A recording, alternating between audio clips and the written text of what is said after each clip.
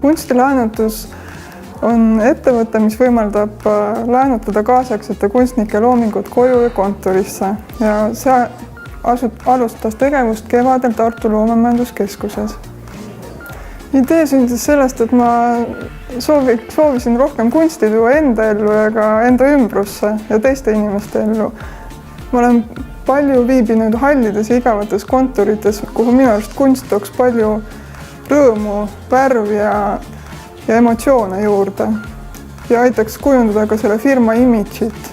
Ma tooks veel, et loomemajandusettevõte pakub esteetilis-vaimseid väärtusi. Need ei ole sellised esmavajadused, aga nad toovad meie ellu rõõmu, ilu, vaheldust ja mille poolest see loomemajandusettevõtlus võib-olla on eriline, et oluline on lähedane kontakt selle teenuse või toote tarbijaga, et tarbijal tekiks emotsionaalne side selle teenuse või tootega. Kõik ettevõtjad peavad olema loomingulised, hakka ettevõtjaks.